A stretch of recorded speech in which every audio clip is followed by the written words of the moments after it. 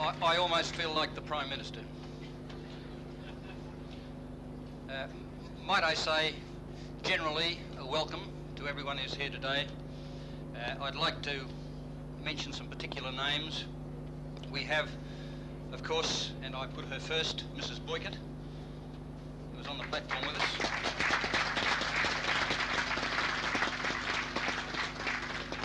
We are particularly pleased, of course, to see the Prime Minister and Mrs. Whitlam with us.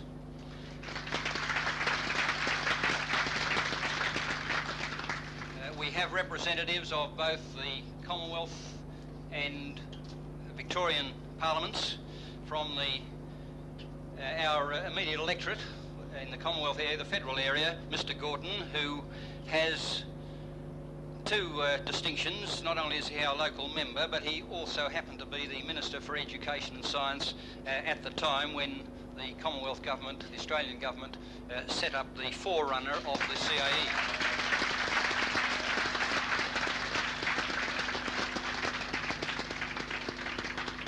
Also in the representative area, we have Mr. and Mrs. Rafferty with us. Mr. Rafferty represents the electorate in which we reside. I was going to say live, but I thought I might change that in this particular muddy context outside. He also has the distinction of representing the Victorian Government with us today, and also having been a previous member of the Council of Caulfield Institute of Technology. Slightly on the outskirts, but not far out, Mrs. Child is with us, and also Mr. and Mrs. Rees.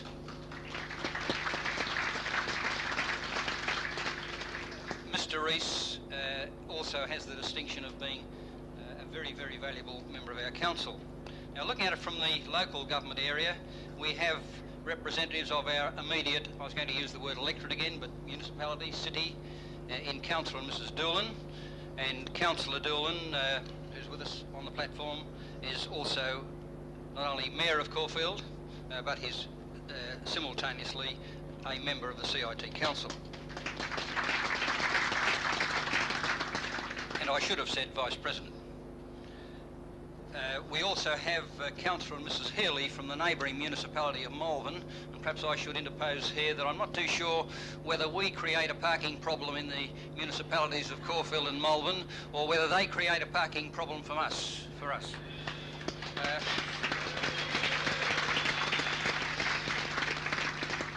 That at least was good PR, wasn't it?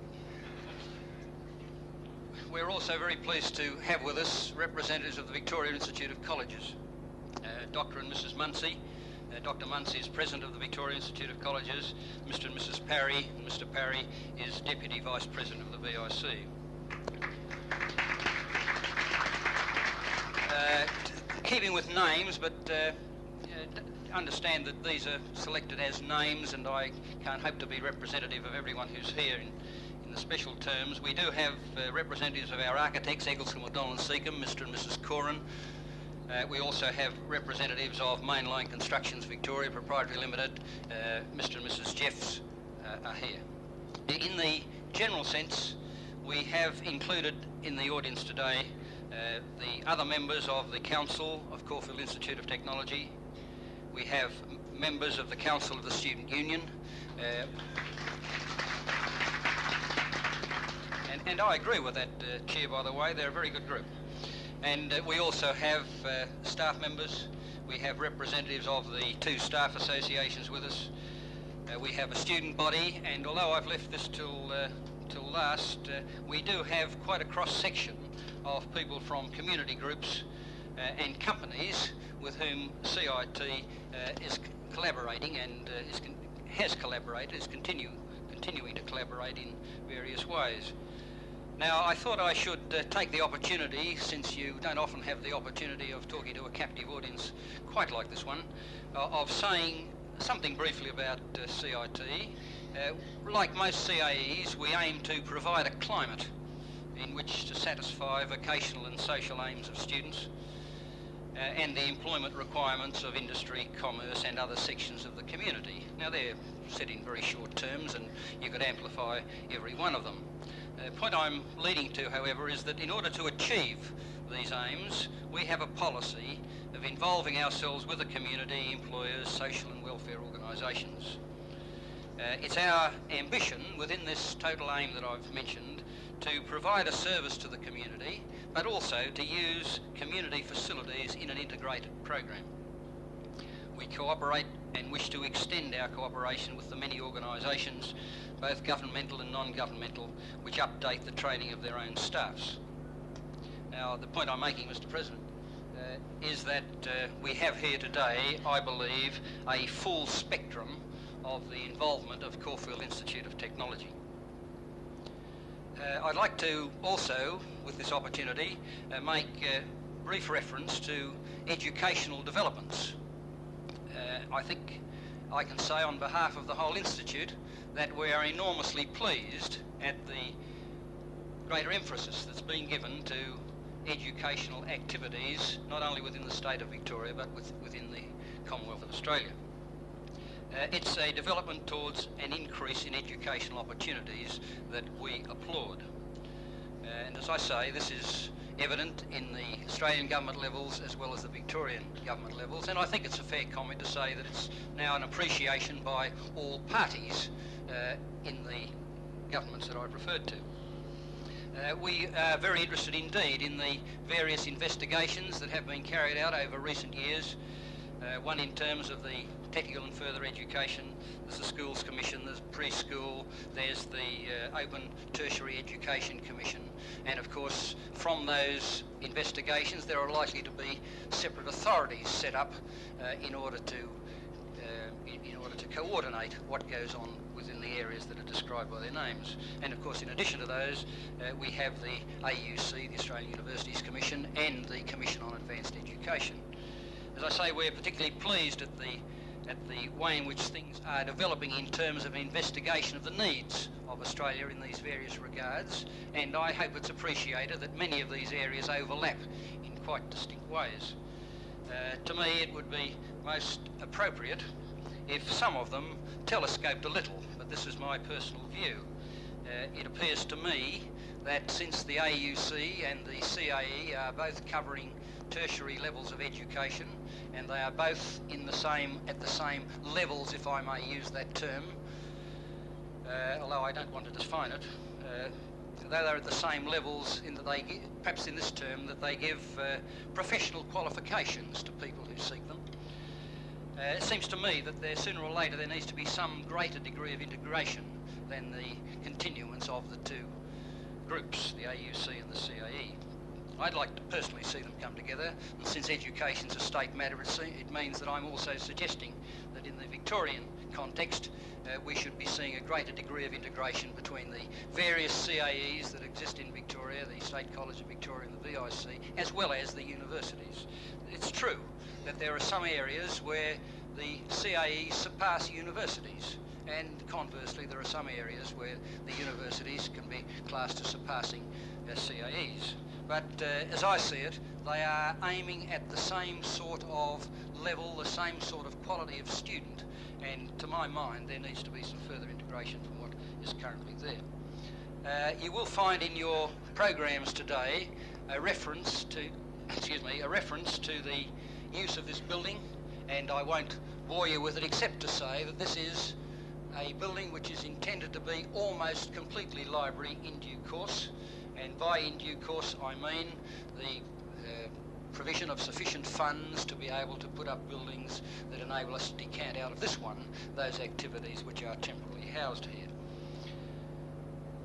It leaves me then to do one thing, and that is to introduce to you the President of Caulfield Institute of Technology, Mr. Tom Pickford.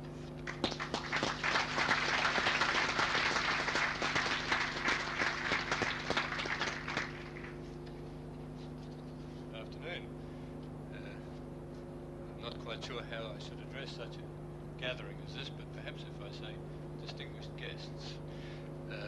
You might be interested to know that the original intention was to hold this function outdoors.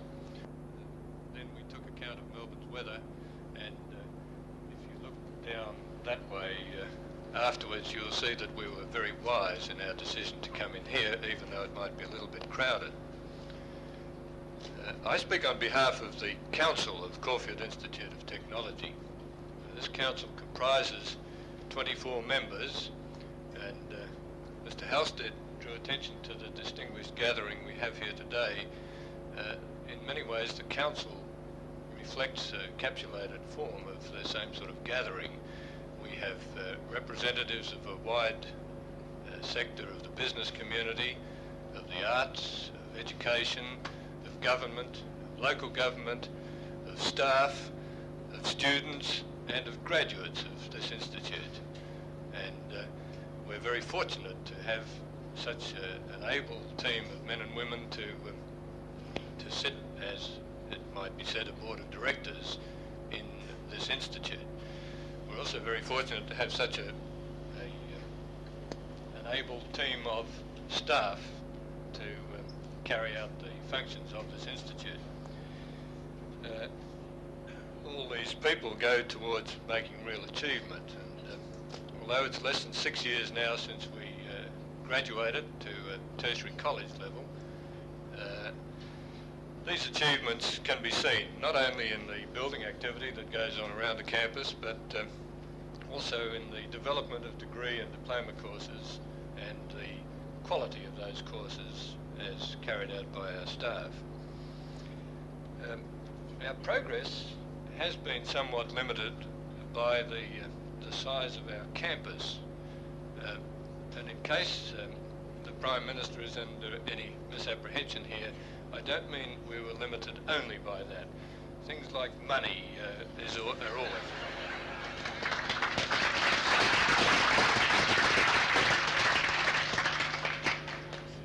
In regard to the site, I should pay tribute to the Victorian Minister for Education, Mr. Lindsay Thompson, who rendered great assistance to the Institute in obtaining this site on which this KH Boykett building now stands.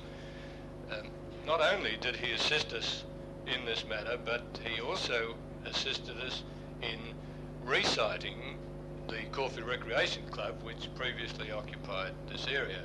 And I think that this was a very valuable exercise in goodwill amongst a lot of people. As a result of this acquisition, our site rose from just over 2 acres to the magnificent sum of 5 acres.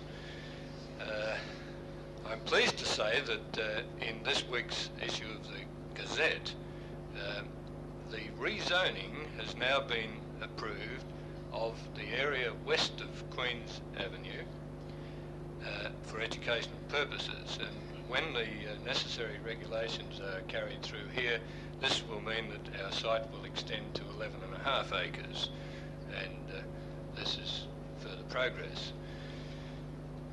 Even so, 11.5 acres is not really a big area for an institute of the size of CIT.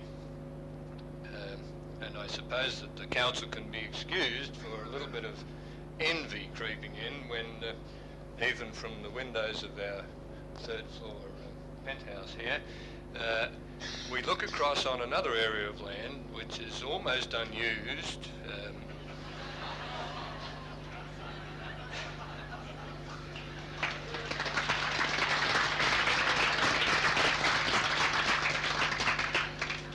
It seems to me you might have guessed that I was talking about the racecourse. We've tried, and we will continue to try, to find a basis of cooperation with the VATC, with the railways, and with the City Council to alleviate the parking situation that the Director mentioned and the general accessibility of the area. So far, however, it seems that the hurdles that we have to jump are a little bit more than brush fences. Nevertheless, we press on, and we're always conscious of the need to serve the community and to make the best use of the funds that are made available for us. And in this regard, I'd like to pay tribute to the architects, Messrs. Eccleston, MacDonald and Seacombe, and to the builders, Mainline Constructions, for the way in which they've completed this first stage of our master plan. They've taken into account these 2 factors very well, and I think the building we have is attribute to them. Cooperation at all levels is perhaps the keynote of our activities here at CIT, and evidence of this can be seen on the southern wall of this building. You may be aware that the entrance to the building will ultimately be on the first floor. This doesn't mean that you've got to jump to get there, though. There's going to be a walkway built. In fact, it's actually fabricated now between these two buildings, and the entrance will be there. Above that entrance is some symbolic artwork which has been designed by a member of staff, John McMahon, in cooperation, of course, with the architects and the builders and the council. Inside, on the same wall, on the stairway that leads up to where we are now, and which you'll have to take as you go out so you can perhaps have a look at it, is more artwork, this time the work of a student, Derek Hanley. And it's good to see that this cooperation exists. Examples of cooperation by the director, Mr. Halstead here, who says a lot but perhaps doesn't have enough said about the work he does, and of members of the council are, I think, illustrated by the work of Ken Boykett, in whose honour this building is named. You probably have got a copy of the program, and this gives a summary of some of the activities of the late Ken Boykett. Ken, for almost 20 years, gave of his time and talent to the Caulfield Institute of Technology, firstly when it was just a Caulfield Tech, then when it became a college, and finally on the council of the institute itself. He was what you might say the prime mover of the advancement that we have achieved. He was seconded onto the council of the VIC, which is the governing body of all tertiary colleges in Victoria, and was able to press the point quite well on our behalf.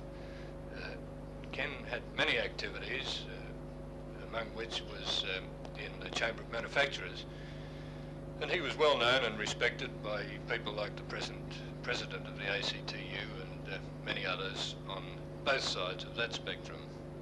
He was also made a life member of the Australian Institute of Management, which is an honour reserved for very few people. I think it's a fitting tribute that this first building in our master plan be named in his honour. I think the fact that our Prime Minister has found time in his busy schedule to come here today to open this building is a further tribute to Ken, and a worthy one. We're only very sorry that he was unable to be present himself today, but without further ado, I would now call on the Prime Minister, Mr. Gough Whitlam, to open this building.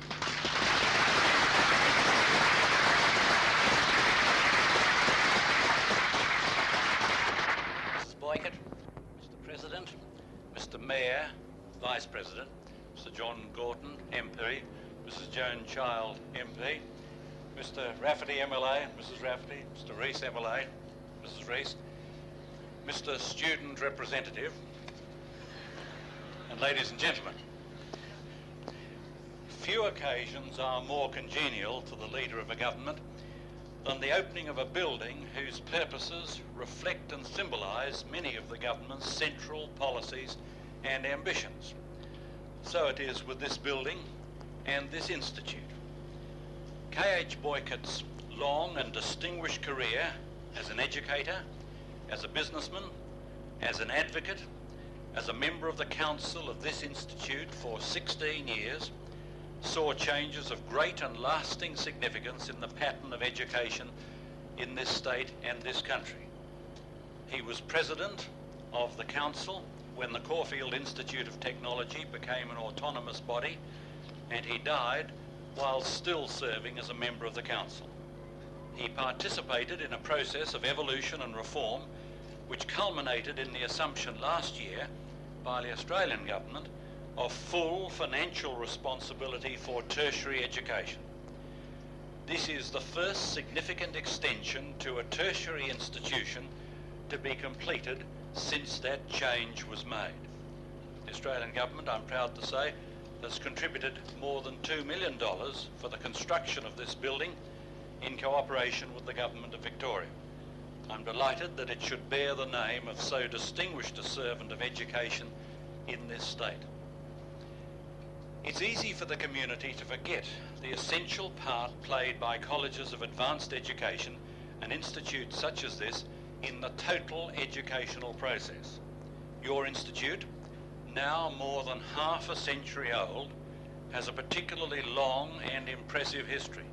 Indeed, the leading colleges and institutes in this country have a longer history than all but 6 of Australia's universities.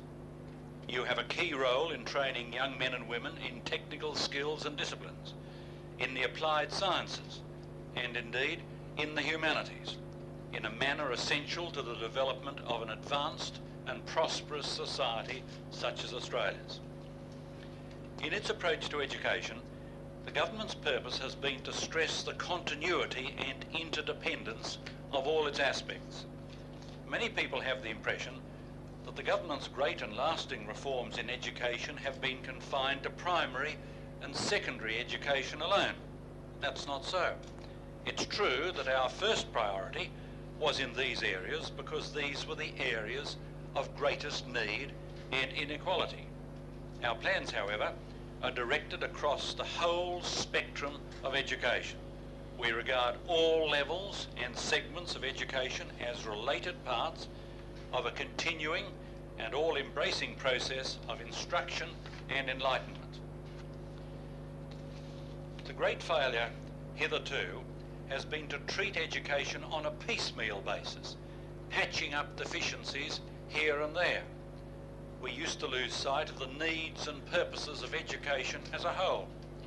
We used to produce more inequalities and anomalies than we removed.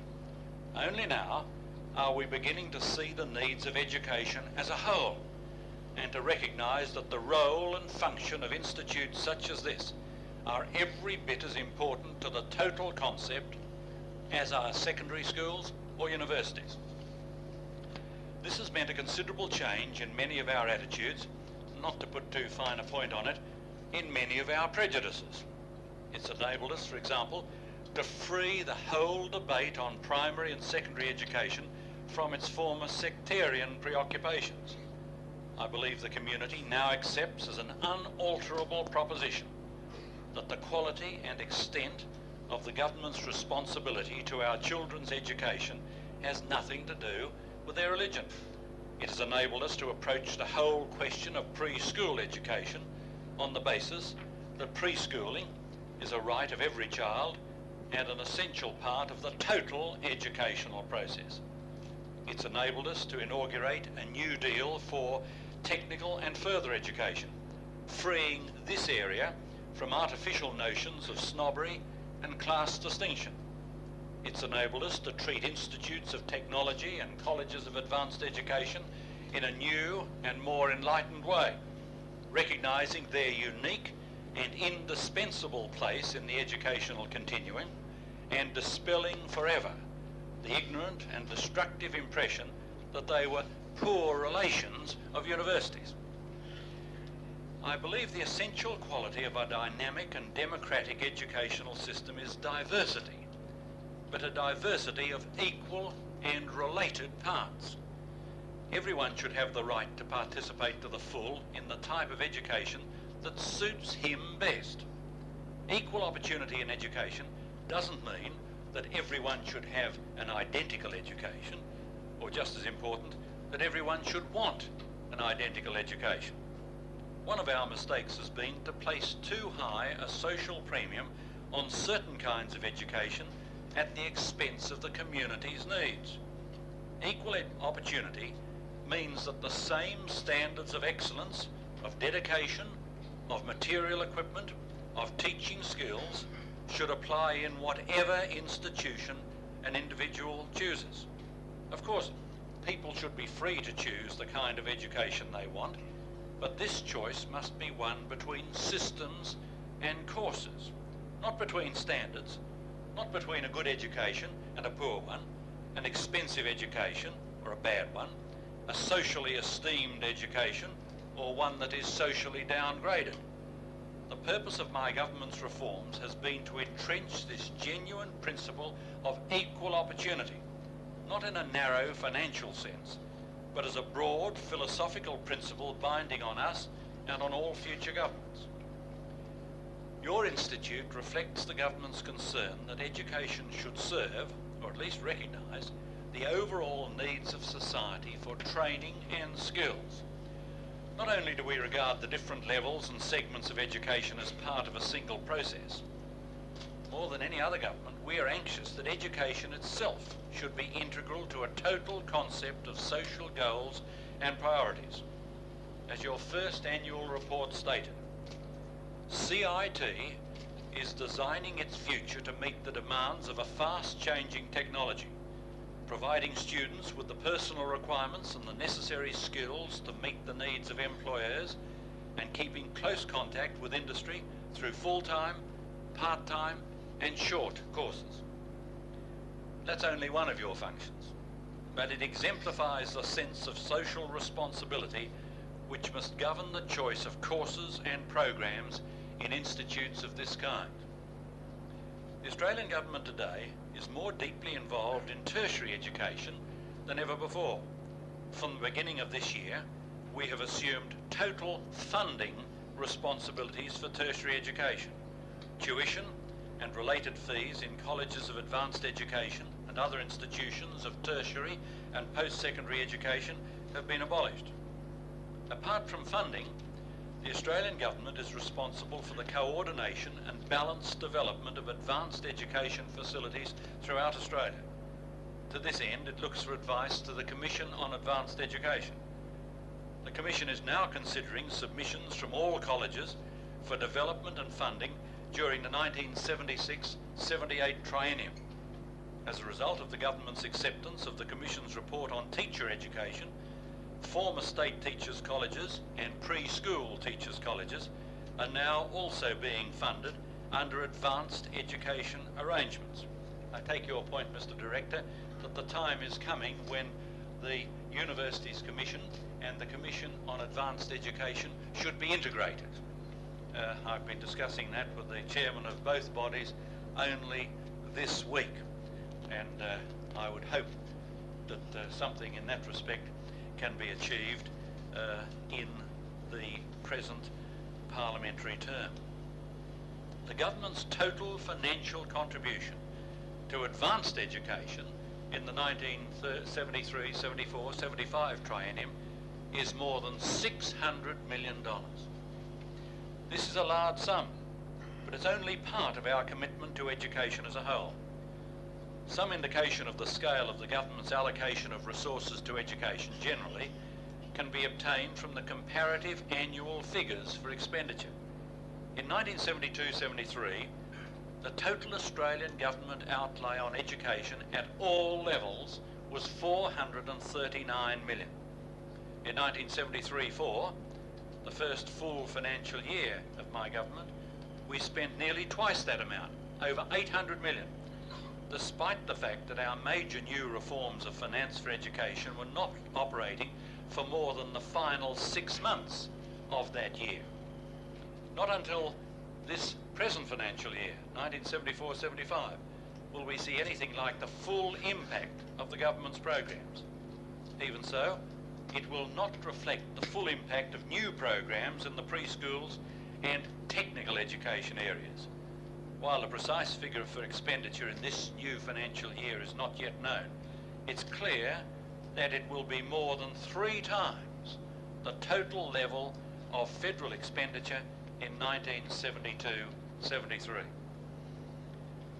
The major elements in these massive increases in our commitment to education have of course been the implementation of the Carmel report recommendations for schools and our assumption of full responsibility for financing tertiary education.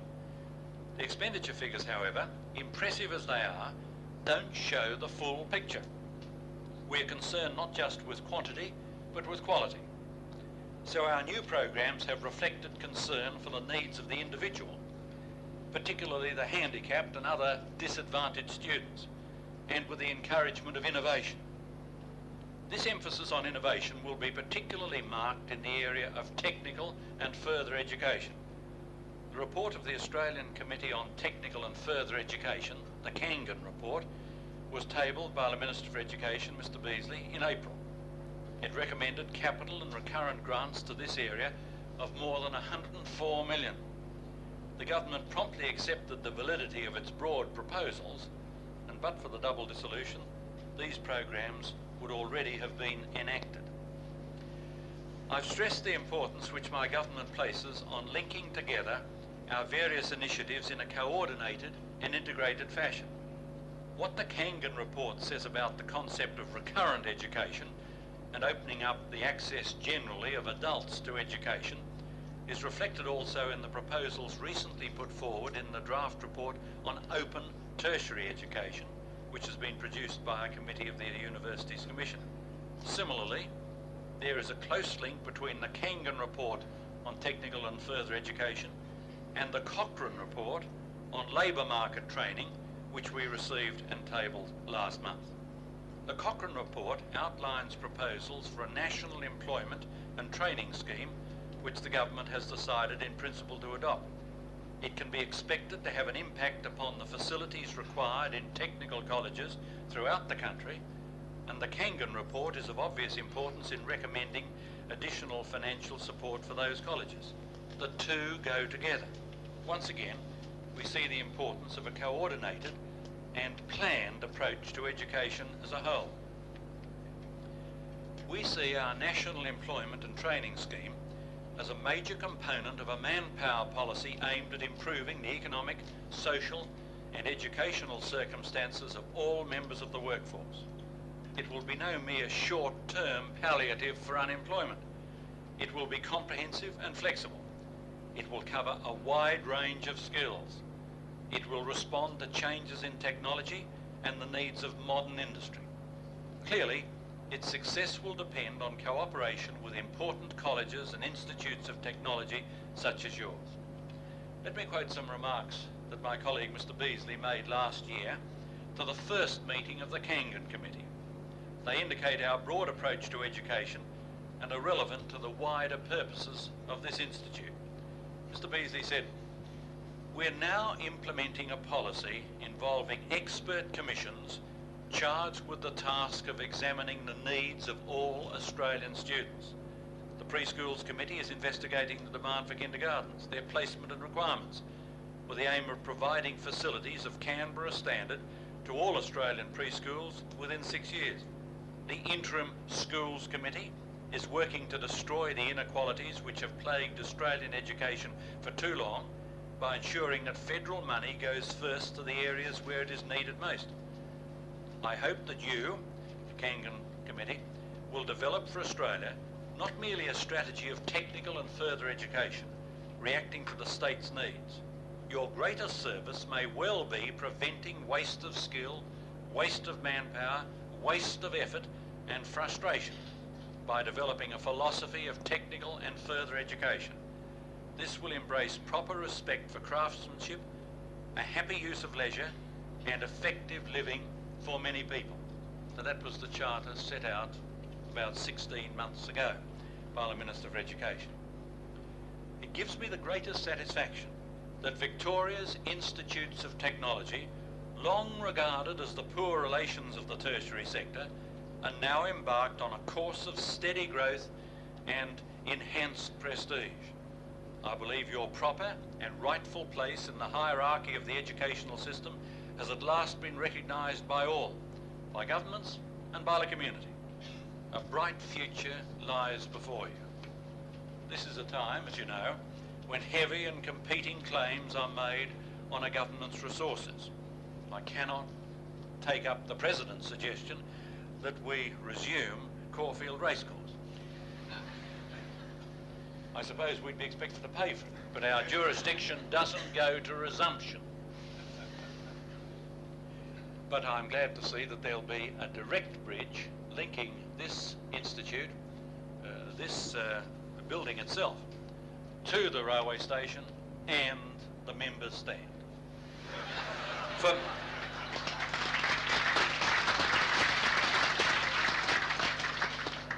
many of us, for all of us, it's a time of necessary financial stringency. I give you my assurance, however, that the priority we accord to education will remain as high as before. From the beginning, we've recognised education as a paramount responsibility of the national government, and will continue to do so. There will be no retreat from that goal. There will be no slackening in our efforts to rebuild our educational system and give the best and the brightest educational opportunity to every Australian child, to every Australian student, whatever his means, wherever he lives, whatever his goal in life. Mr. Director, thank you very much for giving me the privilege of opening this building. I'm happy to do so indeed in the presence of the elected representatives of this area, and in the presence of so many leaders of this community, of industry, and of all the people that make up this community. And above all, the students of this institute who will be the leaders, the pacemakers in all aspects in this community in the years to come. Now, ladies and gentlemen, in the presence of Mrs. Boykett and of all of you, I have very great pleasure in declaring open the K.H. Boykett building in the Caulfield Institute of Technology.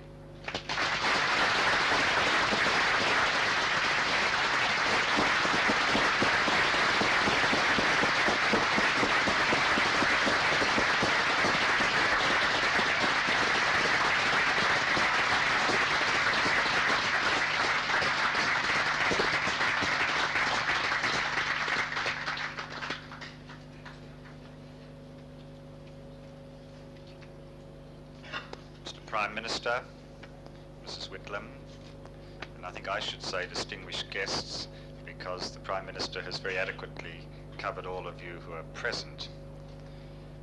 As one of the Vice Presidents of the Caulfield Institute of Technology, and for a few more days, the Mayor of this city, as I have an election to fight, I must ask the Prime Minister how to win it. It's my privilege to be here today to respond to the Honourable the Prime Minister for his remarks. And as I walked into the building, I had some confidence until the Honourable the Minister, representing the Premier, said to me, "Have you heard this story, Jeff?" And he tells some good stories. And I didn't know what was coming, but he said, "Have you heard about the dignitary who had to make an address before a very distinguished gathering? And he had to follow some very eminent speakers. And all was very well till he got up and started to talk, until he noticed at that stage that people began to leave the room. And they left in front of him, and they left behind him, and he kept on talking. And when they'd all gone but one in the front row, he said, "Well, why did you stay?" And he said, "Because I follow you."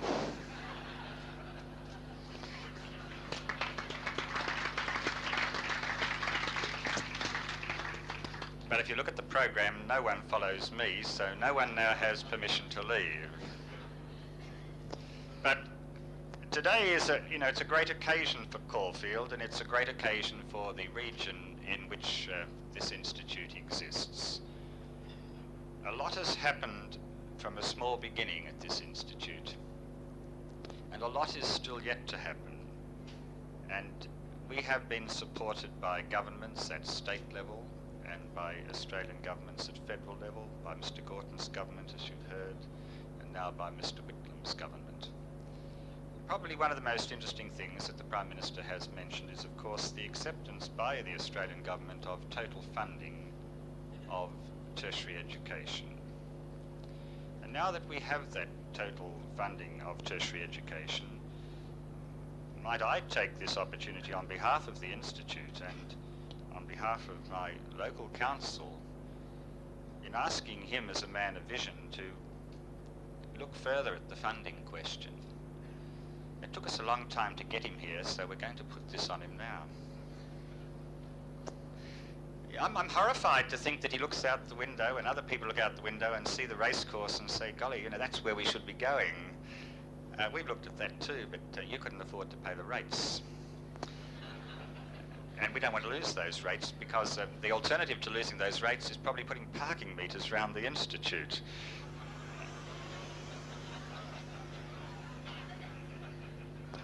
Well, I'm glad you appreciate that, students, because that's what I'm going to ask the Prime Minister to help us with.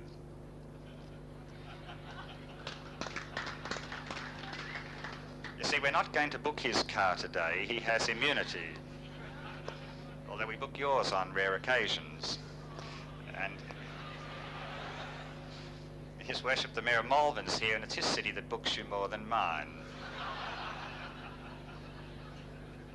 But we have a problem, don't we? We have to live with our problems. We're developing here a magnificent institute. And, you know, your shoes were made for walking, but you travel on wheels, and we've got to do something about it. And we're aware of the problem. And if you look at our campus plan, which is a magnificent concept, and if you look at the model, you will see that on that plan there is a multi-storey car park. And I suppose it's the dream of any mayor, and it's the dream of any local government body, and it's the dream of any Institute of Technology that one day we may see that building built. We've heard today that the land has been rezoned, so there's the first green light. And we have the concept, we have the plan, we have the land, we have everything ready for it, but we haven't got the money. Now, we have large sums of money made available to this institute. You wouldn't be here today if it wasn't for the generosity of the Australian government. And we've spent 2.8 million here. But in the trienniums that we deal with, and we deal with, you know, lump sums of money, we have limits in what we can spend it upon. And we're told that at the moment we cannot spend educational funds upon car parking. And you know, you can't cavil at that suggestion, and I don't take issue with the Prime Minister in that regard, but I ask him as a man of vision to go away and talk to the members of his government. And I ask you, Mrs. Child, to talk to him too. And to see if we can't treat the Institute not only as an educational body, but as I see it, a total community body. And let us look at finding ways to find these funds to build that car park between local government, state government, Institute Council, the glorious VATC and its members stand.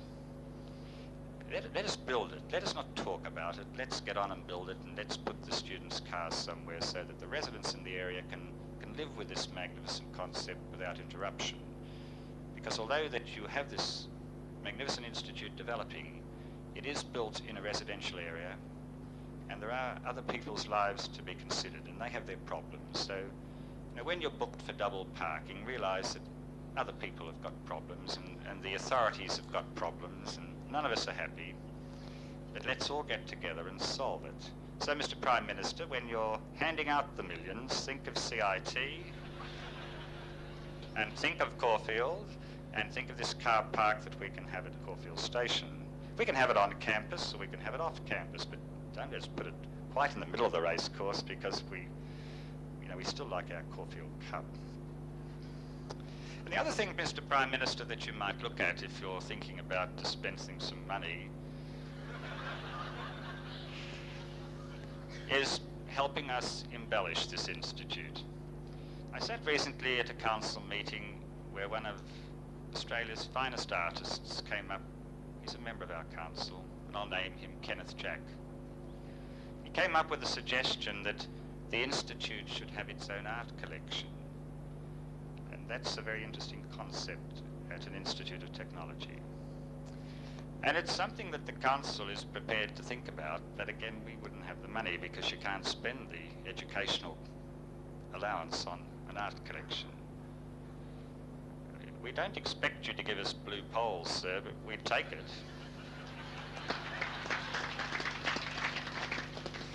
But just give us one pole, just a little bit.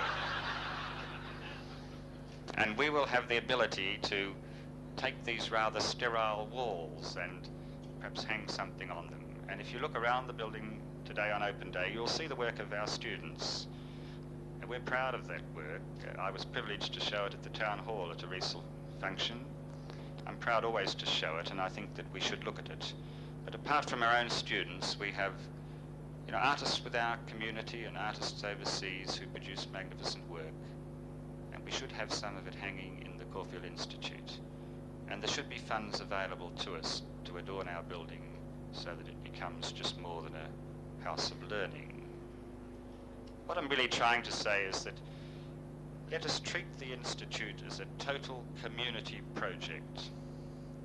The Institute is prepared to go out into the community to share its talent, the talent of its staff and the talent of its students and the facilities that are here with the total community in the region. The Australian government has gone a long way to pioneer regional conceptions in government, at local level particularly. And although this institute bears the name Caulfield, which I'm very proud, and it is in Caulfield, it serves a large region because the students here come from many cities. And there's no reason why adults from many cities should not use these facilities in an extended fashion. I see the Caulfield Institute of Technology becoming a very great institution, similar to the sister universities. I see its graduates going out into industry and into commerce, taking their jobs alongside, if not before, the graduates of the universities. And if we achieve that, we've done something. We've all got to work together to make sure that it happens. And the Council of the Caulfield Institute of Technology will do this very thing because it's got a great cross-section of people and it's led by presidents of vision. It has a director who's a remarkable man, has a great ability to talk to staff and to students and to members of his council. And he's doing a great job for this institute. And the institute in the future will be very grateful to Hartley Halstead. But apart from that council, you've got a dedicated staff, and you've got both academic staff and support staff who are prepared to make this institute what it should be. And you've got a student body led by people like Paul Ramler, who sits on our council and almost tells us what to do. And this is part of what's happening, that students can come up as students and sit on a council of an institute of this size and make their contribution. And everybody has a contribution to make, and as we make it, so we succeed together. I was reading recently a very old magazine, and the press can quote me out of context, and Mrs. Whitlam will probably come to my rescue. And it was written in 1934 by one Gough Whitlam.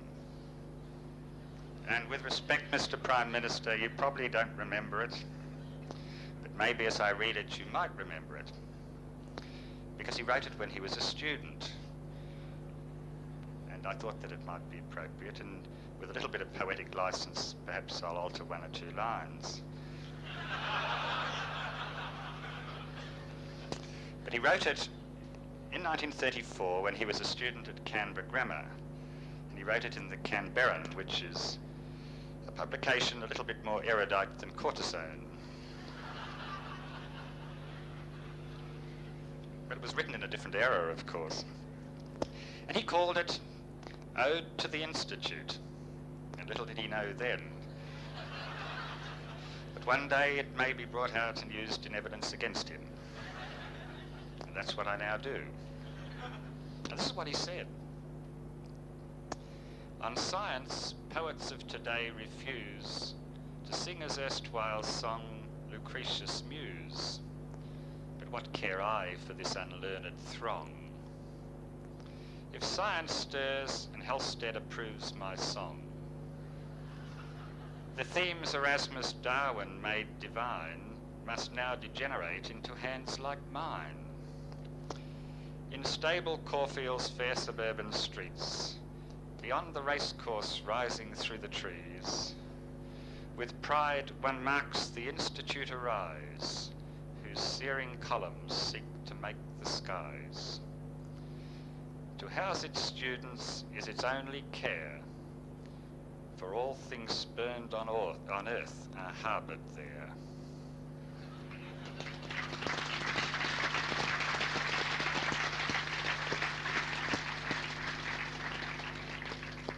Actually, it was an ode he wrote to the Institute of Anatomy in Canberra. But I thought that we might amend it to the Institute in Caulfield. Mr. Prime Minister, we were delighted when you accepted our invitation. We got a reply that said, "The Honourable the Prime Minister is not able to accept invitations more than 2 months ahead." And we knew there was a double dissolution coming, but we didn't tell anybody. And then we got a reply that he would come. In the meantime, we looked at David Frost and a few others, and we couldn't afford their fees.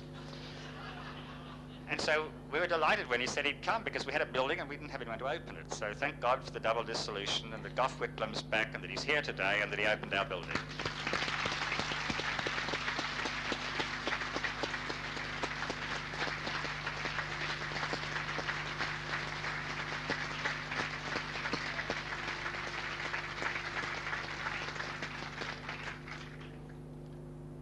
I have first say and last say. I have a very pleasing duty to perform, and actually it's contained in a box over there, which I'll now open.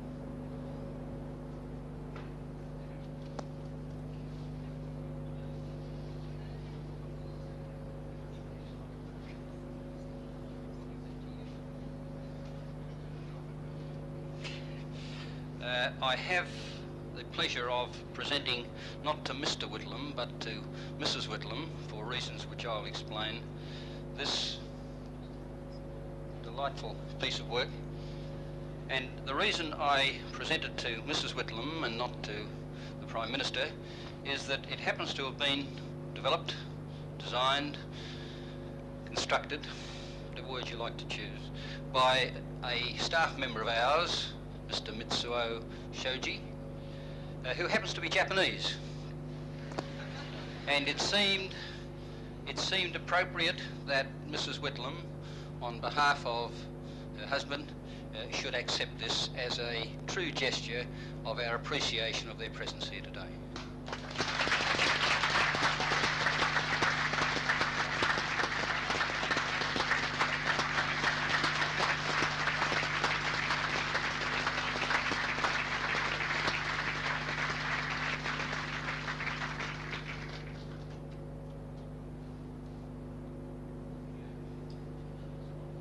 I have two last things to say.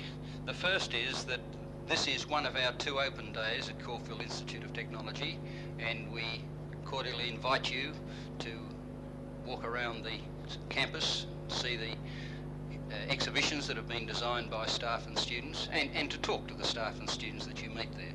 We'd be delighted if you would do that.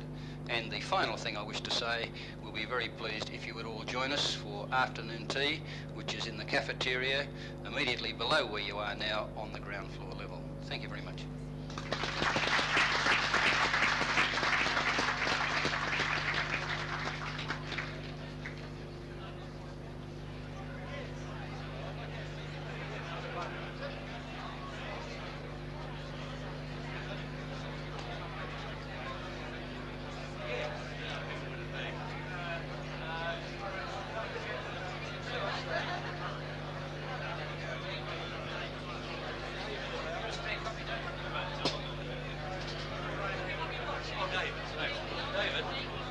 David, could you take a phone call?